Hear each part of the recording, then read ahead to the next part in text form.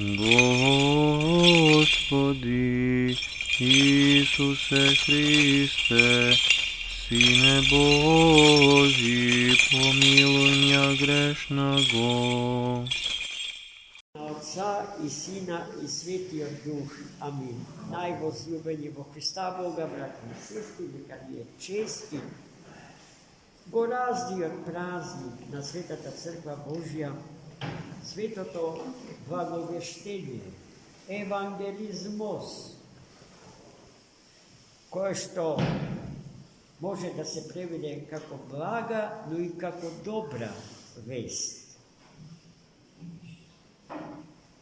Читајќи го денешното Евангелие, имајќи некакво знаење за значењето на денешниот празник, имавме печаток дека најпрво се вративме некаде на 4 декември, таму каде што се слави поведувањето на Пресветата Богородица во Светиот храм Ерусалимски, за оттаму некаде да продолжиме и да стигнеме до денешниот празник, односно до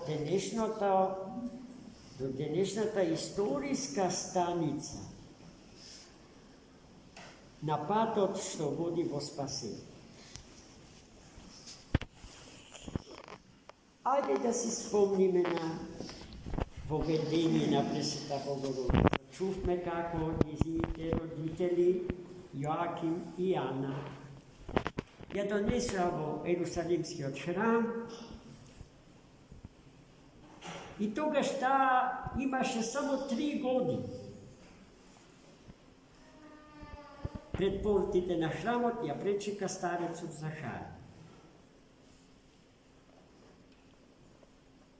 Не само што ја однесоа во Светиот храм, туку таму и ја остави. При храмот Ерусалимски постоеше еден вид на женски интернат за младите, неполнолетни девојчиња, кои што требаа да растат во Бога, во познание на библиските, старозаветните библиски вистини и содржини и така да зреат до нивното полнолетство. Полнолетството, според старозаветните библиски закони, девојчињата го стекнуваат во својата 15-та година. Па ако пресметаме, ќе видиме дека девојката Марија остана во интернатот при Ерусалимскиот храм цели 11 години.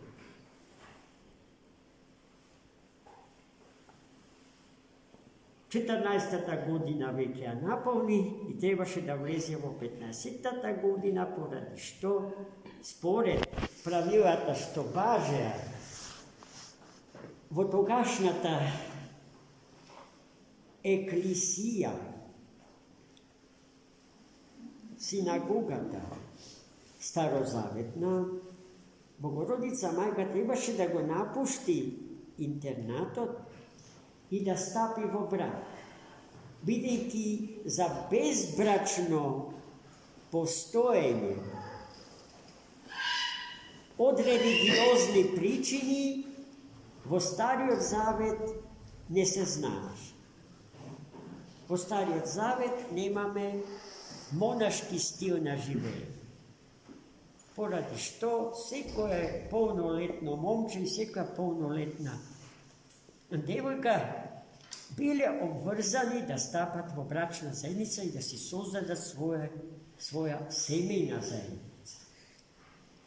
И сега старецот Захари на малечката, но полнолетна Марија и соопшти дека треба да го напушти интернатот, но и намерата зошто, целта зошто треба да го напушти.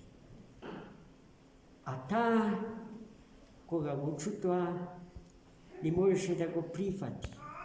бидејќи веќе со целата своја личност, со севкупното свое битие, му се предава на Господа. Таа не сакаше да знае за друго, освен за Бога. Да му служи на Господа со целиот свој живот. Старецот Захари тоа го знаеше, но требаше да смисли начин како да се реализира таа идеја на малечката Марија, без да ја предизвика еврејската јавност. Во договор со сите високи свештеници при Јерусалимската синагога решија да најдат по едно девствено момче од секоја, или маж, поточно, маж, од секоје Израилево коле. И меѓу нив да го најдат човекот што ќе ја прифати Богородица мајка, односно Марија, и да ја чува во нејзината девственост, овозможувајќи да живее во Бога и за Бога со целиот свој живот.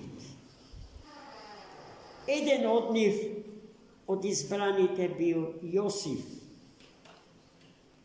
Од истото колено, од Давидовото, царското Давидово колено, од кое што произлегува и Марија Дјева. Тој веќе бил стар. Захари, познавајќи го старецот Јосиф, се договорил да ја земе малечката Марија како своја свршеничка. И таа така го напуштила интернатот и преминала во домот на Јосифа, во кој што живеела неизменето во однос на животот што го водела во женскиот интернат при синагога. И кога се исполни времето да се случи тоа што денес се случи, самиот свет Архангел Гавриил и пристапи. Во моментот кога Богородица Дева Марија ја читаше книгата на светиот пророк Исаја. И токму местото каде што пророкот вели дека Дева ќе зачне и ќе роди. Мислата која што го збуни преведувачот на тие зборови светиот старец Симеон Богопримец. И кој што потоа не можеше да умре и живееше до својата 160-та година, за да го прими во своите раце родениот од Дјева. Тогаш, велам, светиот Архангел Гавриил и ја соопшти војата Божја на девојката Марија. Радуј се, ја благодатна, Господ с тобою, се зборовите со кои што Архангелот Гавриил ја поздрави Марија и ја соопшти војата Божја да стане мајка на Месија, мајка на Спасителот на човекот и на светот. Но Богородица, но Марија Дјева, откако ги чу тие зборови на Архангелот, се исплаши од значењето на тие зборови. И сосема отворено и искрено му го постави прашањето на Архангелот Гавриил: а како ќе се случи тоа кога не знам за мајка? А тој кажа дека тоа ќе се случи по силата и дејството на Сесветиот и животворен Дух. И затоа рожбата што на тој начин ќе биде родена, ќе се нарече Син на живиот Бог. Богородица Мајка, откако го чуо објаснувањето за тоа како ќе се случи раѓањето на Христа, Спасителот на човекот и на светот, покажа највисок можен степен на послушност кон Бога. Ја прифати волјата Господња за неа и над неа. И сето тоа се случи со Богородица Мајка, а не се случи со нашата прамајка Ева, кога сатаната во рајот, во рајската градина, во Едем, и предложи спасение по брза постапка, со примање и изедување на плодовите од дрвото на познанието на доброто и злото. За нашите прародители забрането за употреба. Не затоа што тоа не беше создадено за нив, туку од плодовите на тоа дрво ќе можеа да се хранат откако ќе постигнат духовно полнолетство и зрелост, што не се случи со нив, и поради што падна, се оддалечија и се оттуџија од Бога, со кого што секојдневно водеа диалог лице в лице. Непослушноста на Ева и Адама нашите првородители ги турна во смртта. А послушноста на Дева Марија не оживототвори.